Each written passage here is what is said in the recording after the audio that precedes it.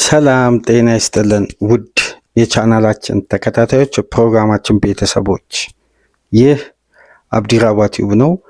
ፕሮግራማችን ላይክ በማድረግ እንድትጀምሩ፣ ላይክ ስታደርጉ የዚህን ፕሮግራም ተደራሽነት ከፍ ታደርጋላችሁ። ላይክ እያደረጋችሁ አዲስ የሆናችሁ ደግሞ ሰብስክራይብ በማድረግ ለዚህ ቻናል ቤተሰብ እንድትሆኑ በአክብሮት እየጋበዝን ይህንን ፕሮግራም ከሀገር ውጭ የምታደምጡ የቻናላችን ተከታታዮች በሱፐር ቻት፣ በሱፐር ስቲከር፣ በሱፐር ታንክስ ድጋፍ እንድታደርጉ በአክብሮት እየጋበዝን በትናንትናው ዕለት ጥሪያችንን አክብሮ ብርሃኑ ላደረክልን የሱፐር ስቲከር ድጋፍ ከልብ እያመሰገንን ሌሎቻችሁም ተሳትፎ እንድታደርጉ በአክብሮት እንጋብዛለን። በሰኞ ፕሮግራማችን እንግዲህ ከምንመለከታቸው ጉዳዮች መካከል በዋነኝነት የፔፕ ጋርዲዮላ ማንቸስተር ሲቲ ፈታኙን ጨዋታ የተሻገረበትን መንገድ፣ ሃላንድ በድጋሚ ሌላ አስደናቂ ብቃት፣ አስደናቂ የግብ ሪከርድ፣ ሌላ ሁለት አስደናቂ አጨራረስ፣ በሃላንድ ከዚህ ቀደም የማናስተውላቸውን ኳሊቲዎች በዘንድሮ የውድድር ዓመት ከየትኛውም የውድድር ዓመት በላይ እያስተዋልን እየተመለከትን ሃላንድና ማንቸስተር ሲቲ የያዙትን መንገድ እንግዲህ በአጨዋወት በስታይል ይዘው በሚቀርቡት የጨዋታ መንገድ የማንቸስተር ሲቲ የወትሮ የአጨዋወት መንገድ በተለያዩ ስር ነቀል ለውጦች ሽፍት ማድረጉን ከዚህ ቀደም ስናነሳ ነበር። እነዚህ ባህሪያት ደግሞ ከጨዋታ ጨዋታ እያደጉ መጥተው አሁን የሲቲ የተሟላ ስብስብ መያዝ ለሌሎች ክለቦች ምን ያክል አደጋ እንደሆነ በድጋሚ ጥቆማ የሰጠ ጨዋታ ነበር። ማንቸስተር ሲቲ በሜዳው በርንማውዝን አስተናግዶ 3-1 በሆነ ውጤት ማሸነፍ ችሏል። ከረፍት በፊት ሃላንድ፣ ከረፍት በኋላ ኒኮ ኦራይሊ ለማንቸስተር ሲቲ ግቦችን ሲያስቆጥሩ ለበርንማውዝ ከረፍት በፊት አቻ ያደረገችዋን ግብ ታይረል አደምስ ማስቆጠር ችሏል።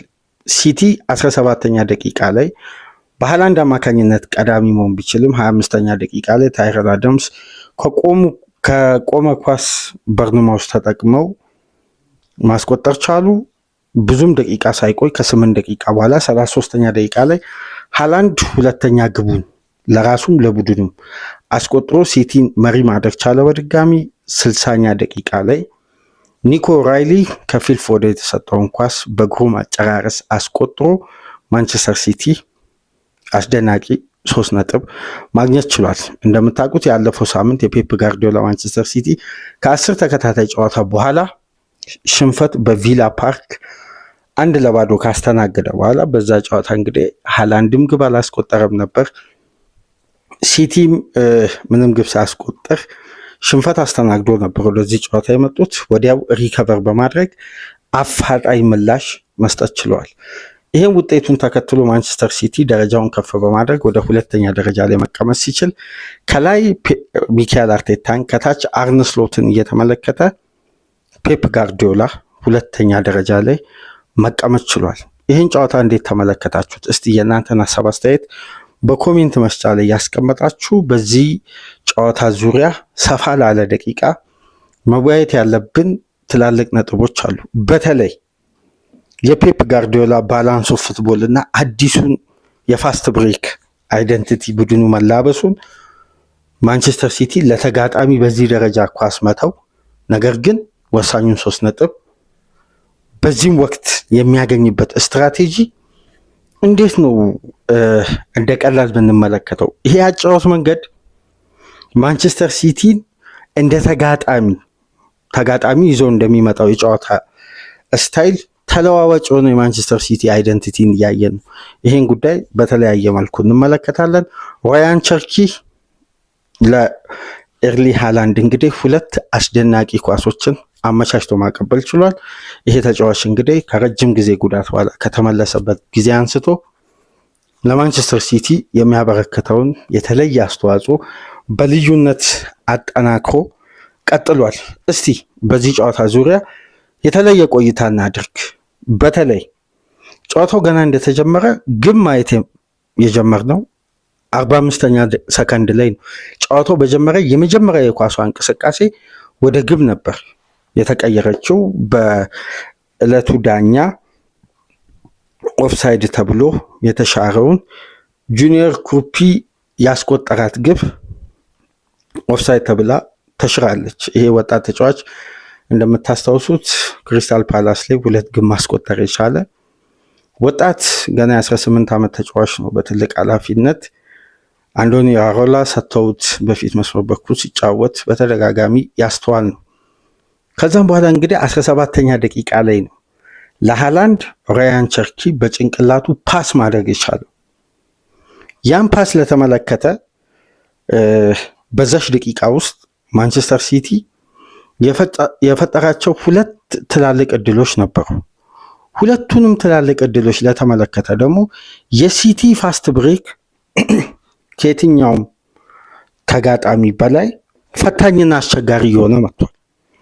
በተለይ በሜዳ ውስጥ የሚገኙ የግራ እግር ተጫዋቾች ቁጥር ከፍ ማለት ለዚህ አጫወት ቴክኒካል አቅም በተለየ ሁኔታ የሚያበረክቱ የግራ እግር ቴክኒሻል ተጫዋቾችን ፔፕ ጋርዲዮላ በሜዳ ውስጥ በርከት በማድረግ ያሰለፈው። የአሽኮር ግራፍዲዮል፣ ኒኮ ኦራይሊን፣ በርናንዶ ሲልቫን፣ ፊል ፎደን፣ ራያን ቸርኪ እና ኤርሊ ሃላንድ እነዚህ ሁሉ ተጫዋቾች የግራኝ እግር ተጫዋቾች ናቸው። እንደውም ራያን ቸርኪ በሁለቱም እግሩ እኩል መጫወት ይችላል፣ በቀኙም በግራውም። ነገር ግን በአብዛኛው ይሄ ወደዚህ ክለብ ሲመጣ ታስታውሱ እንደሆን አንድ ጉዳይ አንስተን ነበር። 35 አሲስት ሲያደርግ 18ቱን በቀኝ እግር በግራ እግር 17ቱን በቀኝ እግር ነበር አሲስት ያደረገው። ይሄ ተጫዋች አስደናቂ ባላንስ አለው። በሁለቱም እግር እኩል ሹት ማድረግ ይችላል፣ ግብ ማስቆጠር፣ ድሪብል በሁለቱም ልክ እንደ ዴምቤሌ የማይለይ በሁለቱም እግር ነው የሚጫወተው። ሞር ግን ግቦችን በግራ እግሩ ማስቆጠሩን ተከትሎ ወደ ግራ እግር ያዘነብላል ብለው ነው አብዛኛው የእግር ኳስ ቤተሰብ የሚስማማው። ታዲያ ሲቲ ለዚህ ለፋስት ብሬክ የተለየ የጨዋታ ስትራቴጂ ፔፕ ጋርዲዮላ ከጨዋታ ይዞ እየመጣ ነው። ነገር ግን በዚህ ጨዋታ አንድ ጉዳይ ያስተዋል ነው የማንቸስተር ሲቲ ስብስብ እየተሟላ በመጣ ቁጥር ተጋጣሚ ይዞ ለሚመጣው ሲስተም የተሟላ ስብስብ በባህሪም በታክቲክም በአማራጭም ሜዳ ውስጥ ጌሙን በተሻለ ሁኔታ ኮንትሮል አድርጎ ለማሸነፍ የስትራቴጂ ለውጥ ማድረግ ቢያስፈልግ ማንቸስተር ሲቲ ለምሳሌ ኳስን ተቆጣጥሮ ዶሚኔት አድርጎ ተጋጣሚ ላይ የኳስ ቁጥጥር ብልጫን ወስዶ ኳስን ደብቆ ማሸነፍ ከፈለገ የዛ ተጋጣሚ የቡድን ስትራክቸርን መመልከት በባህሪ ሜዳ ውስጥ ያስፈልጋል ማለት ነው። በተቃራኒው ደግሞ ተጋጣሚ ሲቲ ላይ ሞር ትራንዚሽን ኳሶች የሚጠቀም ከሆነ ማንቸስተር ሲቲ ያምናውን አይነት ዋጋ ላለመክፈል ኳሶችን ይተዋቸዋል ለተጋጣሚ። ነገር ግን ሲቲ በተለምዶ እንደምታውቁት ሁነኛ ዲፌንሲቭ የ6 ቁጥር ተጫዋች የለውም። ይሄ የነ ሞሲስ ካሴዶ አይነት የነ ኒንጎሎ ኮንቴ አይነት ይሄ አግሬሲቭ ሆኖ በታክሎች በኢንተርሰፕሽን የ6 ቁጥር ሚና በተለምዶ ተፈጥሯዊ 6 ቁጥር ሚናን የሚያሟሉ ወይም እንደ ፈርናንዲኖ አይነት አማካይ የለውም። ነገር ግን በቴክኒክ አቅሙ ደግሞ በደንብ ባላንስ ማድረግ የሚችል የ6 ቁጥር ተጫዋች አለው እንደነ ሮድሪ አይነት እንደነ ኒኮ ጎንዛሌዝ አይነት። ስለዚህ ማንቸስተር ሲቲ ሃይ ኢንቴንስ በሆነ አጫወት ተጋጣሚ ፋይናል ሰርድ ፕረስ ካደረገ ለመልሶ ማጥቃትና ለነ በርንማውዝ አይነት የትራንዚሽን ቡድን በነ አንቷን ሴሜኒዮ በነ ጀስቲን ክላይቨርት በመልሶ ማጥቃት ከፍተኛ አደጋዎችን የሚፈጥር ቡድን ካለ ለተጋጣሚ ለዚህ ትራንዚሽን ኤሪያዎችን አለመፍቀድ ነው። አሁን የማንቸስተር ሲቲ አዳዲስ ባህሪዎችን የምንመለከተው በፊት ለነዚህ አይነት ክለቦች ሲቲ የነ ዎከር የሪከቨሪ ቴክኒክ በግራ ፉልባክ በኩል የሚጠቀማቸው ተጫዋቾች የነ ሩቢን ዲያዝ ፍጥነትና ጉልበት የነ ስቶንስ ሳይዳከም በፊት በዛ ፍላጎት በዛ ወኔ ላይ እያሉ ሪከቨር ለማድረግ ፖዚሽንን አይቸገርም። አሁን ግን አንደኛ የተከላካይ ክፍሉ በአዲስ መልኩ እየተቀናጀ ነው። ምክንያቱም ካለፉት ጊዜያት ፍጹም የተለየ የተከላካይ ባህሪ ነው። የአሽኮር ግራፍዲዮልን ከግራ ፉልባክ ወደ ሴንተር ባክ ቀይረዋል። እንዲሁም ማቲያስ ኑኔዝን ከአማካይ ስፍራ ወደ ቀኝ ፉልባክ፣ ኒኮ ራይሊ ገና ወጣት ቲኔጀርን በግራ ፉልባክ በኩል እየተጠቀመ የሚገኘው። ይህን ጉዳይ ባላንስ ለማድረግ ሞር ፖሴሽኖችን እየሳተ ከፖሴሽን ውጭ እየሆነ ለተጋጣሚ መልሶ ማጥቃት ከመጋለጥ ይልቅ ከሃላንድ እስከ ሩቢን ዲያዝ ያሉ ተጫዋቾች በሚድ ብሎክ እና በሎው ብሎክ ወደ ራሳቸው ሜዳ በደንብ አፈግፍገው ወደኋላ አዘም ብለው ተጋጣሚ የራሱን የሜዳ ክፍል ለቆ በሃይ ላይን እንዲያጠቃ ኤሪያዎችን እንዲከፍት የሚያስገድድ የፋስት ብሬክ ስትራቴጂን የመጀመሪያ ስቴፕ ለፋስት ብሬክ የሚመች ስፔሶችን ለማግኘት ተጋጣሚ ኳስን እንዲቆጣጠር መፍቀድና ወደ ራስ ሜዳ እንዲመጣ ይሄ የሚድሰርድን ከፈት ማድረግ። በዛም ወቅት እንግዲህ በርንማውዞች ኳስን ይዘው በወጡ ቁጥር ሲቲ በማንቱማን ፕሬሲንግ ውጤታማ አይደለም። ምክንያቱም ቴክኒሻል ተጫዋቾች ሜዳው ስለሚበዙ ፕረስ ያደርጋሉ እንጂ አግሬሲቭ ሆነው በአንድ ለአንድ ግንኙነት ዱዌሎችን እያሸነፉ ፋይት እያደረጉ 90 ደቂቃ በዛ ቴክኒክና በዛ አካል ብቃት መቀጠል አይችሉም። ቴክኒካሊ ግን ዞኑን በማጥበብ ተጋጣሚ የሚሰጥበትን ስፔስ ሲያጣ ይህ አስገዳጅ የሆነ መነጠቅ ወይም ለፋስት ብሬክ የሚያስችል የተሳሳቱ ፓሶችን ተጋጣሚ እንዲያደርግ ፎደን፣ በርናንዶ ሲልቫና ቸርኪ አማካዩን በደንብ አጥብበው ፕረስ ያደርጋሉ። ያኔ የበርንማውዝ ኳስ በተበላሸ ቁጥር ሲቲ ከሁለት ንክኪ በላይ ለፋስት ብሬክ አይጠቀምም። ይሄን ከአርሴናል ጋር አይተናል፣ ከቮልቭስ ጋር፣ ከተለያዩ የማንቸስተር ሲቲ ድል ጋር የዚህን የፋስት ብሬክ ሲስተምን በተደጋጋሚ አይት።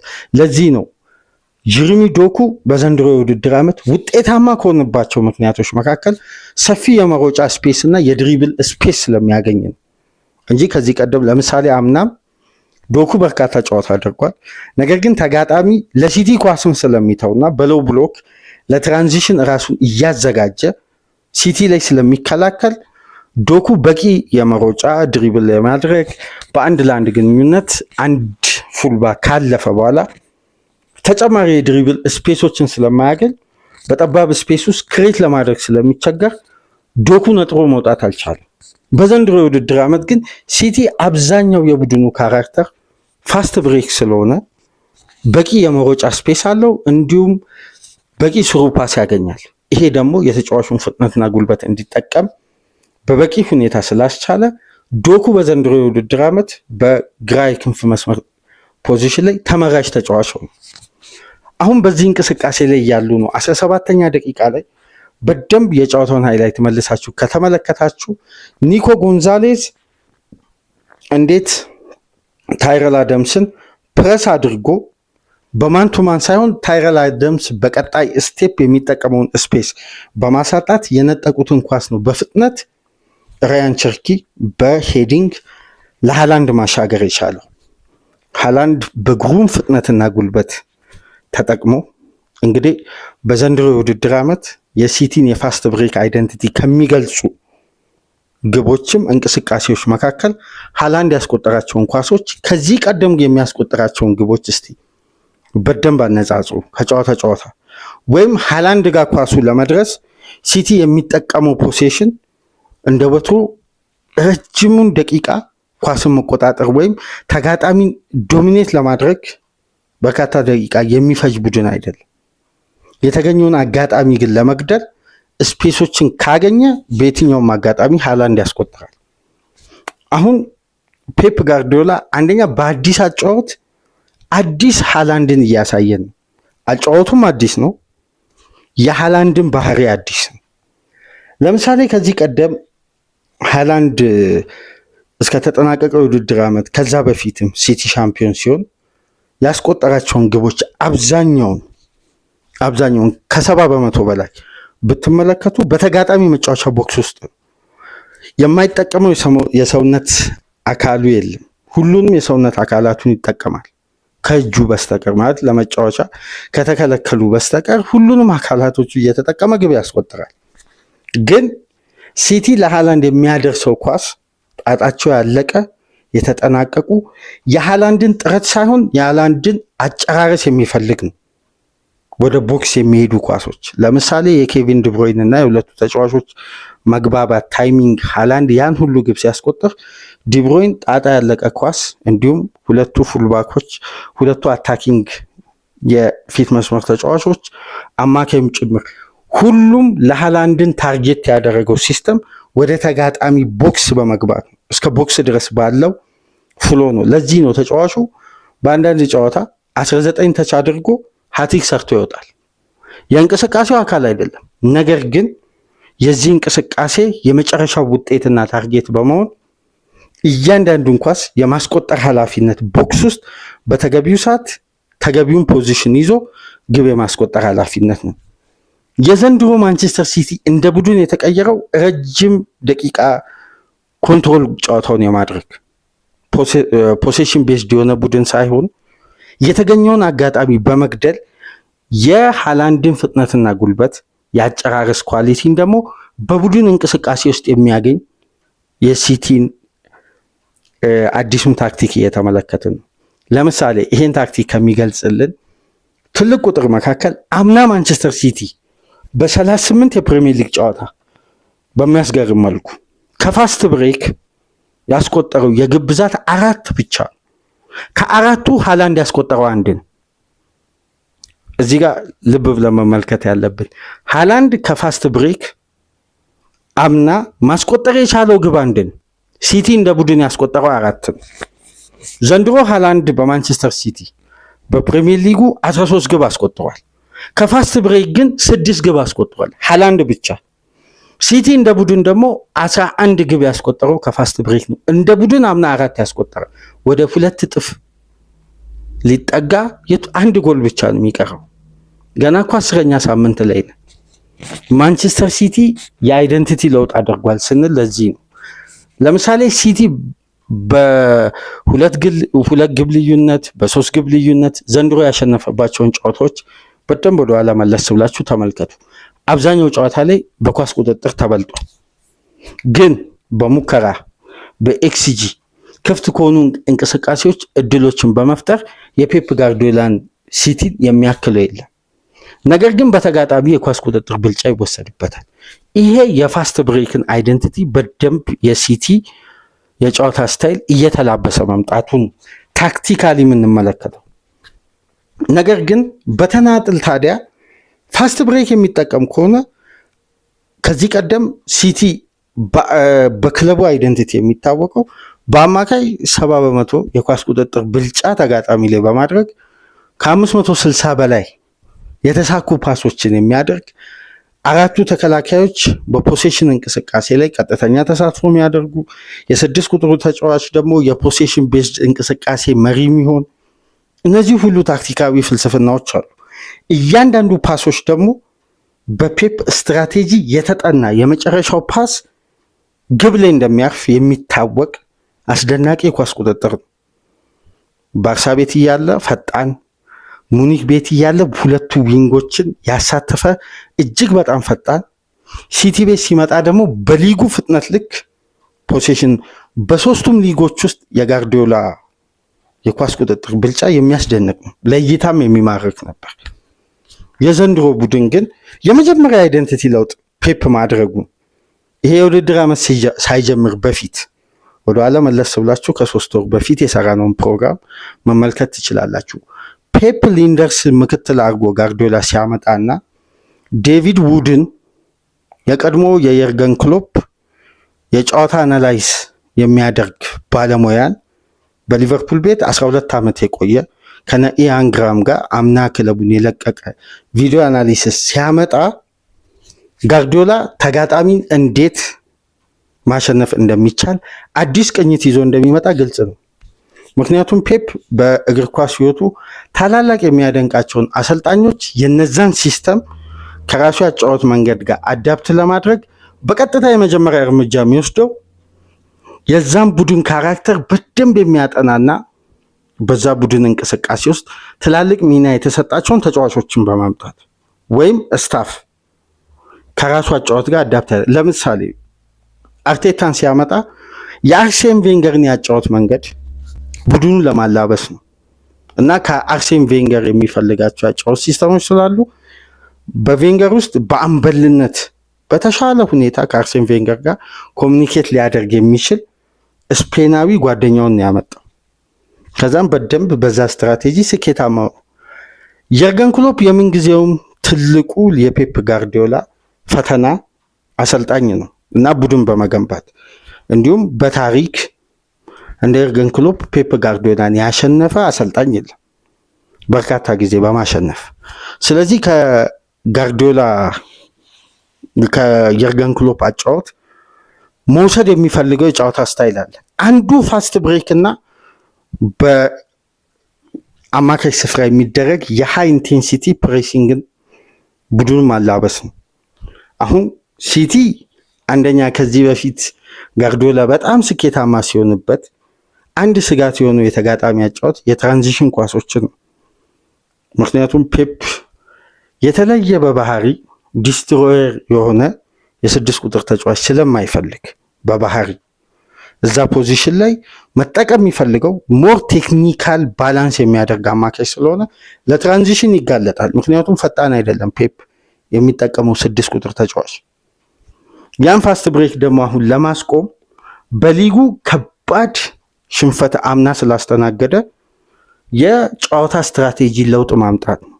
ቴክኒካሊ ያሉ ተጫዋቾች ለሲስተሙ ብቁ የሚሆኑ የተጋጣሚን አጫወት መሰረት ያደረገ እንደ ቡድን ደግሞ ሲቲ ግብ ለማስቆጠር የተጋጣሚ አንዱን ሰፊ ስፔስ ካገኘ ደግሞ የሚገል በደንብ የቪላውን ጨዋታ ለተመለከተ እኮ አስቶን ቪላ ለሲቲ በሃይላይን ለፋስት ብሬክ ስፔሶችን አልፈቀደ። ከቆሙ ኳሶች በተሰራ ቴክኒክ ግብ አስቆጠሩ። ሲቲን በስትራቴጂ የሚጠቀሙባቸውን ከተከላካይ ጀርባ ያሉ ስፔሶችም በአጠቃላይ ብሎክ አደረጉ። ማንቸስተር ሲቲ ተቸገረ። ከዛ ስህተት ፔፕ በቀጥታ የተማረው የትራንዚሽን አጋጣሚዎች እንዳይፈጠሩ ወደ ቀድሞ ስትራክቸሩ ተመለሰ። በርንማውዝ ልክ በጀመረ እኮ በመጀመሪያ 5 ደቂቃ ቅብብሉም ብልጫውም አስፈሪ ነበር፣ ግን አልቀጠለም። በደንብ ካያችሁ በማንቸስተር ሲቲ ስብስብ ውስጥ ፔፕ ፋስት ብሬክን እንዲተገብር ያስገደደው የአምናው የቡድኑ ካራክተርና የሰጠው ምላሽ ቶሎ ሪከቨር ለማድረግ መቸገሩ ውጤት ለማምጣት ፔፕ የተለያዩ መንገዶችን ሞክሮ ኤክስፐሪመንት ሰርቶ ግን ሊቀናው አልቻለም። በዘንድሮ የውድድር ዓመት ግን 2 ቴክኒሻል የፊት መስመር ተጫዋቾችን በኢንተርቼንጅ በሚያደርጉ በዊንግ እና በቀኝ 8 ቁጥር ቦታ በማሰለፍ ተጋጣሚ የሚፈጥራቸውን እነዚህ የስሩ ቦል እንቅስቃሴና በሃይላይን ለማጥቃት ሲመጣ ትልቁ የፕሬሲንግ ኢነርጂ እንዲሆኑ አድርጓል። ለዛ ከሆኑ ዘንድሮ ፎደን በተደጋጋሚ በተሰለፈባቸው ጨዋታዎች ውስጥ ወይ አሲስት ያደርጋል ወይ ግብ ያስቆጥራል ወይም የጨዋታው ልዩነት ፎደን ነው የሚሆነው። አሁን ለፎደን በቂ ኤሪያዎች የሚፈጠሩበት ጨዋታ ተፈጥሯል። ስለዚህ ራያን ቸርኪና ፎደንን እንዴት ፔፕ በአንድ ቡድን ውስጥ ይጠቀማል ብለው ቸርኪ ሲፈርም የበርካታ የእግር ኳስ ደጋፊዎች ጥያቄ ነበር። ይሄ ጉዳይ እንዴት ሁለቱን በባህሪም በአጨዋወትም በፖሴሽንም በብዙ ቅድመ ሁኔታዎች ተመሳሳይ የሆኑ ተጫዋቾች ግን ፔፕ እንደ ቡድን ፋስት ብሬክን ሲጠቀም ሁለተኛ ስቴፑ እነዚህን ተጫዋቾች አብሮ በጋራ ኢንተርቼንጅ በሚያደርጉ የፖዚሽን እንቅስቃሴዎች ላይ መሰረት ያደረገ ታክቲክም ለመጠቀም አሁን ፔፕ አይደንቲካል ቼንጅ ሲያደርግ የመጀመሪያ ከፋስት ብሬክ አጫወት የሊጉን ኢንቴንሲቲ ለመቋቋም የሚያስችል ቡድን አመቱን ሙሉ ለመገንባት፣ ሁለተኛ 2 ቴክኒሻል ተጫዋቾችን ከሶስተኛው ከፍተኛ ልምድ ካለውና በአስደናቂው ቴክኒክ እድሜው ቢገፋ እንኳን የጨዋታ እንቅስቃሴው መቼም የማይደክመውን በርናንዶ ሲልቫንን ጨምሮ አማካዩ ላይ ተጋጣሚ በቂ ስፔስ እንዳያገኝ ወደ ሲቲ የመጫወቻ ክልል ሲመጣ ፕረስ አድርጎ ለፋስት ብሬክ ለመጠቀም እነዚህን 3 ተጫዋቾች አብሮ በጋራ ለመጠቀም ሲቲ እንዳምነው ሜዳውን ለጥጦ አስፍቶ ተጋጣሚ ላይ ከፍተኛ የኳስ ቁጥጥር ብልጫ የሚወስድ ከሆነ በድጋሚ ይሄ 6 ቁጥር ፖዚሽን በፈጣን ትራንዚሽን በተጋጣሚ ይጋለጣል ወይም በአንድ ዳይሬክት አታክ። ምክንያቱም አማካዩን ለማገዝ ተከላካዩ ከራሱ ሜዳ መውጣቱ አይቀርም። ራሱ ማንቸስተር ሲቲ ለፋስት ብሬክ ይጋለጣል እንዳም ነው። ስለዚህ እነዚህ ሶስት አማካዮች ከዲኮ ጎንዛሌዝ ጋር በመሆን አማካዩን በደንብ ኮምፓክት ያደርጉና የተጋጣሚን ትራንዚሽን ያስቆማሉ። ይሄ ማለት ፊዚካሊ አይደለም፣ ታክቲካሊ ነው፣ ፖዚሽኖችን በመዝጋት። የሲቲ የዘንድሮ የፋስት ብሬክ ስትራቴጂ ፍጹም የተለየ ነው። አዳፕት ለማድረግ ደግሞ ፈጠኑ ተጫዋቾች በካራክተር። አሁን ሲቲ ቤት ይሄ ተጫዋች ጊዜ ይፈልጋል የምንለው የለም። ሁሉም አጫወቱ ላይ በጣም በቀጥታ ተሳትፎ በማድረግና ለእያንዳንዱ ተጫዋች ተቀይሮ የሚገባው ሜዳ ውስጥም ያለው ሪያክት እያደረጉ ነው በፍጥነት። ለምሳሌ ቲጃኒ ራይንደርስ ሲፈርም አንደኛው ስትራቴጂ የፋስት ብሬክ አጫወትን በተለያዩ ሚና መተግበር ስለሚችል የሊንደርስም ጥቆማ ሆኖ ነው ይሄ ኔዘርላንዳዊ አማካይ መጣው። ግን ቲጃኒ ራይንደርስ በአማካይ ስፍራ ሲጎል፣ ሮድሪ ሲጎል ሲቲ ለአደጋ ይጋለጣል የሚል ስጋት ነበር። ነገር ግን ትናንትና በኒኮ ጎንዛሌዝ፣ በበርናንዶ ሲልቫና በፊል ፎደን፣ ራያን ቸርኪ ተጨምሮበት በግሩም ፋስት ብሬክ ነው በሁለቱንም ግቦች ሃላንድ ከረፍ በፊት አስቆጥሮ ሲቲ በአስደናቂ የጨዋታ ስትራቴጂ የአንዶኒ ያሮላን 8 ተከታታይ ጨዋታ ሳይሸነፍ የመጣውን በርንማውዝን ሜዳቸው ላይ ማሸነፍ የቻሉት። የመጀመሪያው ግብ ሲቆጠር ራያን ቸርኪ በዚህ የፋስት ብሬክ እንቅስቃሴ ክሬት አደረገ። ግን ቅድም ሳነሳላችሁ የነበረው ሃላንድ የቡድኑ የእንቅስቃሴው አካል እንዲሆን ዘንድሮ ተደርጓል። ከዚህ በፊት ግን ያ የቡድን እንቅስቃሴ በመጨረሻ ታርጌት የሚያደርገው ማለት ነው ሃላንድን።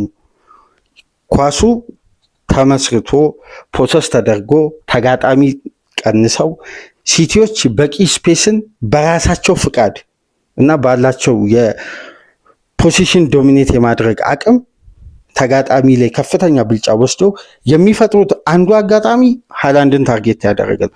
ስለዚህ 19 ተች እያደረገ ሃትሪክ ሲሰራ ከሃላንድ የሚጠበቀው በቀጥታ ግብ የማስቆጠር ኃላፊነት ነው።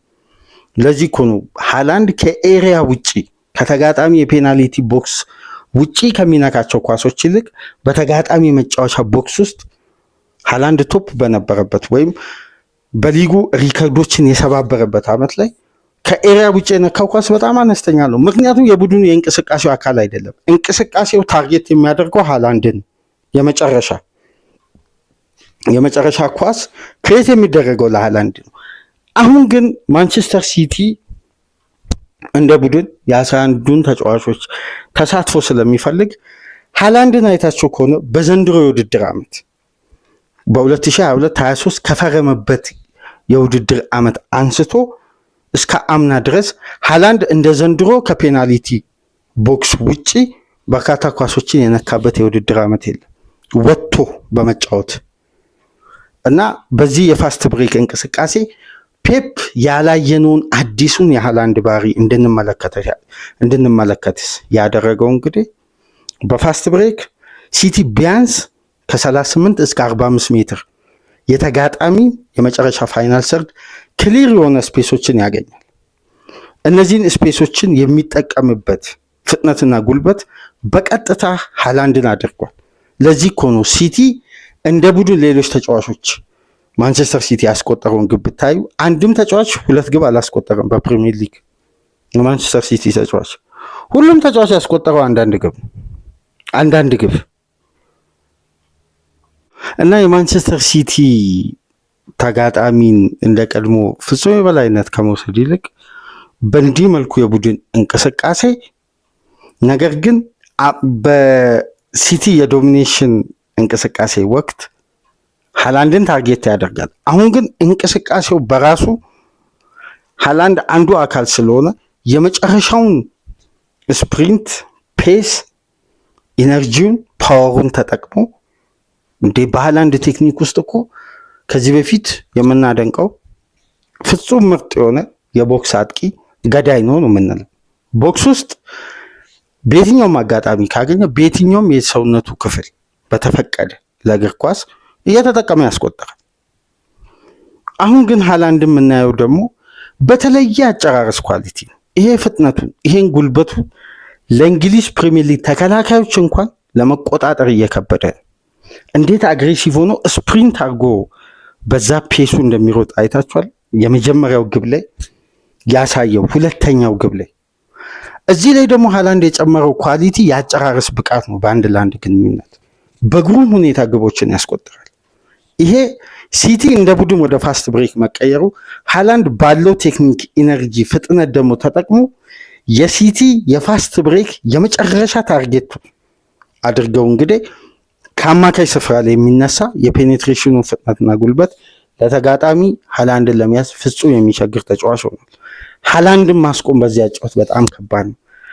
ይሄ ፍጥነት ይሄ የመሮጫ ስፔስ ከተገኘ እስቲ በሊጉ የትኛው ተከላካይ ነው ይሄን ፍጥነትና ጉልበት ተቋቁሞ ሃላንድን ሊያስቆል የሚችለው?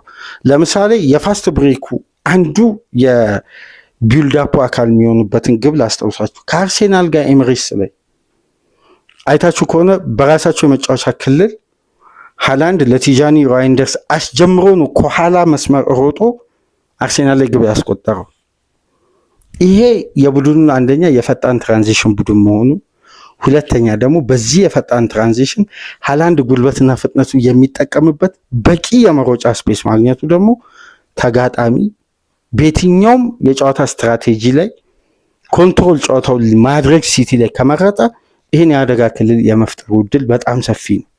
ለዚህ ደግሞ ቴክኒካሊ ለሃላንድ በቂ የመሮጫ የታይሚንግ ፓሶችን ደግሞ የሚያደርጉ ሶስት አስደናቂ የክሬቲቭም የአማካይ ስፍራም በአማራጭነት ወደ ክንፍ ወጥቶ የሚጫወቱ እንደ አስፈላጊነቱ ደግሞ በአማካይ በክንፍ ወርደው የሚጫወቱ ሶስት አስደናቂ የግራ እግር ቴክኒሻል ተጫዋቾችን በአንድ ስፍራ የአማካይ ስፍራ አንድ ቦታ ሲባል አንድ ወይ 8 ቁጥር ወይ 6 ቁጥር ቦታ ሳይሆን አማካይ ላይ ፔፕ ለፋስት ብሬክ እንዲመቸው ሰብሰብ አድርጓቸው ለሃይ ተርኖቨር የሚመቹ አስደናቂ ፓሶችን ያደርጋሉ። ቸርኪ፣ ፎደን እና በርናንዶ ሲልቫ። ስለዚህ የፔፕ ጋርዲዮላ ማንቸስተር ሲቲ አንድን ተጋጣሚ ለማሸነፍ የግድ ኳስ መቆጣጠርን አይፈልግም፣ ግን የተጋጣሚ አይነት ይወስናል። አሁን ለፔፕ ትልቅ አቅም የሆነው ተጋጣሚን ዶሚኔት ለማድረግ ጋርዲዮላ የግድ የተጋጣሚውን ካራክተር ሎ ብሎኪውን በሃይላይን ይጫወት የሚለውን ነገር መለየት የለበት። ባለው ስብስብ ግን አማራጩን ክሬት ማድረግ ይችላል። አሁን የፔፕ ዴብዝ ሲስተካከል ትልቁ አደጋ ምን መሰላችሁ? የተጋጣሚን ታክቲክ ባሉት ጥራት ባሉት ኳሊቲዎች እያፈራረቀ ጨዋታውን መግደል ይችላል። አሁን ከቪላ ሽንፈት በፊት በተከታታይ 10 ጨዋታ ፔፕ ጋርዲዮላ ሳይሸነፍ ሲመጣ ትልቁ አቅም የነበረው ምንድነው? ሲነሳ የነበረው የቲጃኒ ራይንደርስ አዲስ የአማካይ ስፍራ ኢነርጂ፣ ፎደን ፋይናል ሰርድ ለሃላንድ የሚያደርጋቸው ስሩ ፓሶች፣ የጀረሚ ዶኩ የድሪብል እና የፔስ አቅም፣ እነዚህ ጉዳዮች ይነሳሉ። ስለዚህ የሲቲ ትራንዚሽንና ፍጥነትና ጉልበት እየተስተዋለ መጣ። ከቪላ ሽንፈት በኋላ ሲቲን ደግሞ ተመልከቱ። ትናንት ምሽት የሶስቱ ቴክኒሻል አማካዮች ፍጹም ቅንጅት ለሃላንድ ስፕሪንት እና የፋስት ብሬክ እንቅስቃሴ አስደናቂ ሆነ። ስለዚህ ሶስቱንም አማካዮች አብሮ በጋራ መጠቀም ይችላል። የክሬቲቭ አማካዮች የ8 ቁጥር ተጫዋቾችን መጠቀም። ይሄ ማለት ዴብዙ ሲስተካከል ጋርዲዮላ የጨዋታ አማራጩ እየሰፋ ይመጣል። ያ ማለት የጨዋታ አማራጭ ለፔፕ ጋርዲዮላ እየሰፋ መጣ ማለት የአሸናፊነት መንገዱ ሰፊ ይሆናል። የአሸናፊነት መንገዱ ሰፊ ሆነ ማለት ፔፕ ጋርዲዮላ ማንም አያስቆሙ። አሁን ይሄ ጉዳይ ነው ጋርዲዮላን አሁን አንድ ጨዋታ ሲሸነፍ ሲቲን እንደ ቡድን አይ ዘንድሮም ሲቲ ገና ነው ማለት የለብንም። በነገራችን ላይ ፔፕ ጋርዲዮላ በዓለም ላይ ካሉ አሰልጣኞች ለየት የሚያደርገው ጋርዲዮላ ስህተት አይደግምም። በጣም ደግሞ ጂኒየስ የሚያደርገው ከስህተቱ የሚማር አሰልጣኝ እና ስህተቱን የሚቀበል ወይም እንደ ሌሎች አሰልጣኞች በዚህ ምክንያት ነው የተሸነፍነው የሚል ሰበብ አያቀርብም። ተጫዋቾቹም ወርደው እንዲሰሩ ጥረው ወደ ቡድኑ አሸናፊነት ስፕሪት እንዲመለሱ ማድረግ የሚፈልግ እንጂ ለሽንፈቱ ሰበብ የሚፈልግ ለሽንፈቱ ምክንያት የሚዘረዝር አሰልጣኝ አይደለም። ነገር ግን ስህተቱን ሲያምን ጋርዲዮላ ለየት የሚለው በአደባባይ ነው የሚያምነው። አው ዛሬ ጥሩ አልነበርንም። ተጋጣሚ በተሻለ ከኛ የማስከፈት አቅም የተሻለ የመከላከል ስትራክቸር ስለነበረው እኛ ደግሞ ተዳክመን ማስከፈት ስላልቻልን ሽንፈቱ ይገባናል የሚል አሰልጣኝ። ጋርዲዮላ ራሱን ለሰበብ መጣል ፍጹም አይፈልግም። ወይም በመልበሻ ክፍል አንዳንድ የእንግሊዝ ጋዜጦች ሲጽፉ ከተመለከታችሁ ጋርዲዮላና ክሎፕን በጣም አሮጋንት ነው ይላሉ፣ ወይም ይሄ እንዳምባገነን አድርገው ይስላሉ። መልበሻ ክፍል ውስጥ እንደዚህ የሆነው እንዲህ በሆነ ምክንያት ነው ብሎ የሚያቀርብ ተጫዋች ማየት አይፈልጉም። ይሄ ጉዳይ በእርግጥ ትክክል ነው፣ ግን እነዚህ አሰልጣኞች ምክንያት የማይፈልጉት ከምክንያት የጸዳ ጨዋታ ደክመው ተጫዋቾችን በበቂ ሁኔታ ስላዘጋጁ ምክንያት መስማት አይፈልጉም። አሁን ምክንያትና ሰበብ የማይፈልግ ቡድን ደግሞ ሁሌም ችግሩን በፍጥነት ይቀርፋል፣ በፍጥነት ምላሽ መስጠት ይችላል። ከስህተቱ ደግሞ የሚማርበት መንገድ በተቃራኒው ራሱን ካለበት እያሻሻለ ከፍ እያደረገ የሚመጣውና የሲቲ ዴብዝ ሲስተካከል የጋርዲዮላ አማራጭ መስፋቱን በዘንድሮ የውድድር ዓመት የማሸነፊያ መንገዱን ስንመለከት ጋርዲዮላ ከኖቬምበር በኋላ ጋርዲዮላ መፍራት ነው። አሁን ኖቬምበር ውስጥ ነው። ከዚህ ወር ጀምሮ ፔፕ ጋርዲዮላ መፍራት ነው። ምክንያቱም ኖቬምበር እንዳለቀ ጋርዲዮላ የሚይዛትን ፖዚሽን ሁሌም ከአንደኛው ብዙም ሳይርቅ ወይም በጣም ጠባብ የነጥብ ልዩነት ላይ ይቀመጣል። ወደ ፈረንጆቹ አዲስ ዓመት አካባቢ በሊጉ አናት ላይ ይቀመጣል። ከዛም በኋላ ጋርዲዮላ ማንም አያወርደው። አሁን ወደ ዛሬ ቲም እየመጣ የቪላ ጨዋታ የተወሰኑ የጋርዲዮላ የኦቨርቲንኪንጎች እንዳልጠፉ ምልክት ሰጡ፣ ግን ወዲያው ሪከቨር አደረገ። የፔፕ ቡድን በአዲስ አጫወት በአዲስ መልክ በሃላንድ ፍጹም ያጨራረስ አዲስ ኳሊቲ ታግዞ ዳግም ወደ አሸናፊነት መጥቶ ሁለተኛ ደረጃ ላይ ተቀምጧል። ግን አንድ በግሌ የሚያሰጋኝ አንድ የተመለከትኩት ስታት አለ የሚያሰጋኝ ወይም ከፔፕ ቡድን ውስጥ ያለመድነው ስታትን ግን ሲቲ ቤት ዘንድሮ እያየን አሁን ፔፕን በዚህ ደረጃ ካደነቅን ደግሞ ያሉትን ክፍተቶችንም ማንሳት ያስፈልጋል። እኔ በበኩሌ እንደ ክፍተት የታየኝ ጉዳይ ስለሆነ ነው። ይሄ የግል አስተያየቴ ነው። ክፍተቱ ምን አይነት ነው ወይም እንዴት ይሄ በቀጥታ ክፍተቱ ይሄ ነው ብሎ ለመደምደምም አይደለም። ለኔ በበኩሌ ይሄ ነገር በፔፕ ጋርዲዮላ ቡድን ግንባታ ባህሪ ውስጥ ስላላስተዋልን ይሆናል። ይሄ የአንድ ተጫዋች ጥገኝነት ባህሪ ፔፕ ጋርዲዮላን ከ2007-8 የውድድር ዓመት አንስቶ እስከ 2024-25 ስንመለከት የተጫዋቾች ጥገኛ ቡድን አይደለም፣ የአስተሳሰብ ጥገኛ ነው።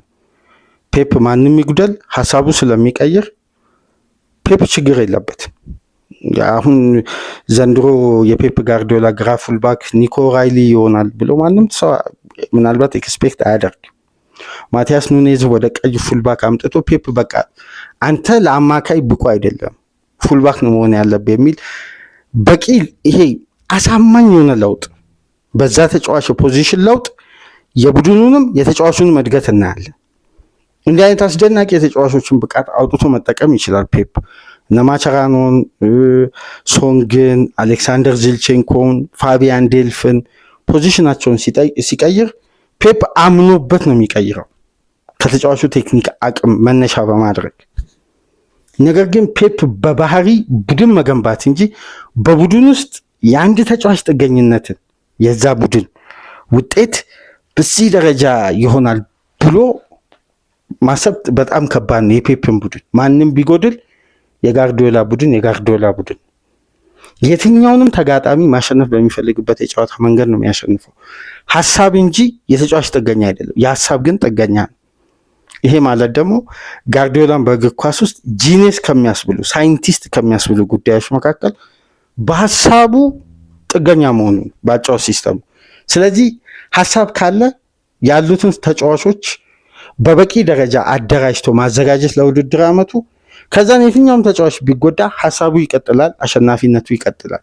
የተጫዋች ስታንዳርድና ኳሊቲ ልዩነት እንዳለ ሆኖ ግን የፔፕ ቡድን ለቅንጅት እንኳን ጊዜ የማይፈልግ ፈጣን ቅንጅት የሚያደርግ ቡድን ነው። በዚህ ሁሉ የቡድን ግንባታ ይሄ ሳይንቲስት የሆነ አሰልጣኝ መጥቶ ቡድኑ ከሃላንድ በሚቆጠሩ ግቦች ጥገኛ መሆኑ እኔ በግሌ ያሳስበኛል። ይሄ ጉዳይ ለፔፕ ቀጣይ ጉዞ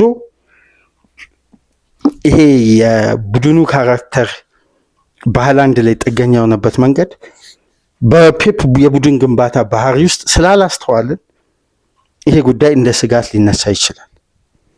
ምክንያቱም በየትኛውም የውድድር ዓመት ሊሆን ይችላል፣ በየትኛውም የውድድር ዘመን ሊሆን ይችላል የፔፕ ጋርዲዮላ ቡድን 69.5% የክለቡ ግብ በአንድ ተጫዋች ላይ የተመሰረተ ሆኖ አያውቅም። ዘንድሮ ግን የማንቸስተር ሲቲ ግቦች 69.5% በፕሪሚየር ሊግ የተገኙት ከሃላንድ ነው። ይሄ ጉዳይ ያሰጋል። አጫወቱ ሞር ለሃላንድ ፍሌክሲቢሊቲ እና ነፃነት ሰጥቶ ሊሆን ይችላል፣ ሊያሳምን ይችላል አጫወቱ ካለ። ግን በዚህ አጫወት ብቻ አይደለም ሲቲ የተሸነፈባቸው ጨዋታዎች ላይ ለምሳሌ ሃላንድ አላስቆጠረም። በቶትናም በሜዳው ያለፈው ሳምንት በአስቶን ቪላ፣ በብራይተን ቀድሞ በሃላንድ ግብ መሪ ሆነ። ከዛም በኋላ ውጤቱ የተቀየረው ከረፍት በፊት የነበረው ሲቲ ከረፍት በኋላ አልተደገመም። ግን ሲቲ እንደ ቡድን ከግብ ጠባቂው ጀምሮ በግብ ላይ ቀጥተኛ ተሳትፎ የሚያደርግ ቡድን አሁን በአብዛኛው የሃላንድ ግቦች የሚጠብቅ የቡድን ካራክተር ከተላበሰ ፔፕ አደጋ ውስጥ ነው። ይሄ የኔ አስተያየት ነው። ምክንያቱም የፔፕ ጋርዲዮላ የቡድን ግንባታ ከባርሳ ጀምሮ ስንመለከት የመጣብንበት መንገድ የነ ዳንኤል ቬስ አስደናቂ ፉልባክ መሆን፣ የነ ፊሊፕ ላም ኢንቨርትድ ፉልባክ ሲስተምን፣ እነ ላም እና ቤናሻ የነበራቸው የኳስ ኮንትሮል አቅም፣ አሎንሶ እንደ ሶስተኛ ሴንተር ባክ እየገባ የተጫወተበት፣ ኖየር እንደ አራተኛ ተከላካይ ሆኖ ወደ ሜዳ ወጥቶ የሚጫወትበት፣ እነዚህ ሁሉ የቡድን እንቅስቃሴን በጋራ ማድረግ ሁሉም ተጫዋች ተሳትፎ የሚያደርግበትን ሲስተም፣ ኤደርሰን ሞራሌስ አሲስት ከአንዳንድ ተጫዋቾች በላይ ሆኖ ከፊት መስመር ተጫዋቾች በላይ ሆኖ የሚያጠናቅቅበት የውድድር ዓመት እንደነበር ጭምር ይሄ የጋርዲዮላ ሲስተም ነው። አሁን ግን የጋርዲዮላ ሲስተም በሃላንድ ግብ ላይ ጥገኛ የሆነ ይመስላል። እስቲ በ10 ጨዋታ 13 ግብ 1 አሲስት። ስለ ሃላንድ የዘንድሮ የውድድር ዓመት ለማመን ነው የሚከብደው። በሁሉም ውድድሮች ለሀገሩም ጨምሮ ባደረጋቸው 16 ጨዋታ 26 ግብ 4 አሲስት በ30 ግብ ላይ ቀጥተኛ ተሳትፎ ገና በ16 ጨዋታ። በዚህ ግራፉ ከቀጠለ የተጫዋች ስን ግብ ላይ ሊያቆም የሚችለው በጣም ፈታኝ የተጋጣሚ የቡድን የተከላካይ ክፍል ከባድ ፈተና ይጠብቀዋል ከሃላንድ ጋር ባላቸው ጨዋታ። አሁን ሃላንድን አለማድነቅ አይቻልም። ሃላንድ ሮቦት ነው፣ ሃላንድ እንደዚህ ነው። እነዚህ ጉዳዮች ለእግር ኳስ ቤተሰብ የማይመጥኑ ሀሳቦች ናቸው። ሃላንድ አስደናቂ አቅም ያለው ምርጥ አጥቂ ነው። አሁን ምርጥ የመሆኑን አቅም ዘንድሮ ደግሞ በፕራይም ታይም ገና ሃላንድ እኮ ያን ሁሉ ግቦችን በተጋጣሚ መረብ ላይ ሲያሳርፍ ሲቆይ ገና ፕራይም ታይሙ ላይ አልደረሰም ነበር። አሁን ፕራይም ታይሙ ላይ ሲደርስ የዚህን ተጫዋች አጨራረስ ኳሊቲ ስንመለከት ተጋጣሚ በየትኛው ስትራክቸር ቢመጣ ነው የዚህን የሃላንድ አቅም ሊያስቆም የሚችለው? ለማመን በሚከብድ የግብ ሪከርድ እየቀጠለ ነው። በሜዳው ለተከታታይ 2 እና ከዛ በላይ ግብን በማስቆጠር ከዚህ ቀደም ለ4 ጨዋታዎች ይህን ሪከርድ መያዝ የቻሉት ሁለቱ የሊቨርፑል የፊት መስመር ተጫዋቾች ናቸው፣ ሮቢ ፎለር እና ሉዊስ ሱዋሬዝ። አሁን ከነሱ በመቀጠል 3ኛ ተጫዋች ሆኗል። ለ4 ተከታታይ ጨዋታ በኢትሃድ 2 ግብ በማስቆጠር እና ሃላንድ በሪከርዶቹ ፔፕ በፋስት ብሬክ አዲሱ ሲስተም በርንማውዝን አስተናግደው 3-1 አሸንፈዋል። ቀጣይ ሳምንት የሊጉ ትልቁ ጨዋታ አርነ ስሎት ከፔፕ ጋርዲዮላ ጋር በኢትሃድ፣ ሊቨርፑል ከማንቸስተር ሲቲ ከባዱ ፍልሚያ፣ ሊቨርፑል ከማድሪድ መልስ፣ ሲቲ ከዶርትመንድ መልስ የሚያደርጉት ከባዱ ፍልሚያ ነው። ሁለቱም ተጋጣሚዎችን ያሸነፉበት መንገድ እልህ፣ ተነሳሽነት፣ ከሽንፈት የመውጣት አሁን ሁለቱ ክለቦች ጥርስ ነክሰው ወደ አርሴናል የሚሮጡበት ጊዜ ላይ ነው። ከዚህ በፊት በ9 ጨዋታ ብዙ መዝረክረክ ተስተውሎ ሊሆን ይችላል። አሁን የሊጉ ደረጃ የሊጉን ፍልሚያ የሚያሳይ ይመስለኛል። አርሴናል፣ ሲቲ፣ ሊቨርፑል ከአሁን በኋላ ያሉትን ፊክስቸሮች እስቲ በአይደንቲቲም በጨዋታ አቀራረብም የማሸነፊያ መንገዳቸውንም እየለየን ስለ ጥንካሬያቸው እናነሳለን። ምሽት ግን የአንዶኒ ያሮላ በርንማውዝን ማንቸስተር ሲቲ ያሸነፈበት መንገድ ፍጹም አስደናቂ ነው። ፔፕን አለማድነቅ አይቻልም። ሃላንድን ጨምሮ ፔፕ ሊንደርስንም ጨምሮና ሲቲ ዴብዙ ሲስተካከል የቡድኑ ካራክተር እንዴት ተለዋዋጭና አስፈሪ እንደሚሆን በድጋሚ ያየንበት ምሽት ነበር። እስቲ በሌላ ፕሮግራም ደግሞ ሌሎች ሀሳቦችን ይዘን ከፍ ባለ ሌላ የነፃ የመወያያ ሀሳብ ተመልሰን እንመጣለን። ላይክ፣ ሼር፣ ሰብስክራይብ ማድረጋችሁ እንዳትረሱ። ከሀገር ውጭ የምታደምጡ በሱፐር ታንክስ፣ በሱፐር ስቲከር፣ በሱፐር ቻት ድጋፍ አድርጉ። ብርሃኑ በትናንትናው ዕለት ላደረክልን የሱፐር ስቲከር ድጋፍ ከልብ እያመሰገንን ሌሎቻችሁም ተሳትፎ እንድታደርጉ በአክብሮት እንጋብዛለን። ከእናንተ ጋር ለተሰኘውን በዚህ መልኩ ቆይታ ያደረግን። ሰላም ቆዩ።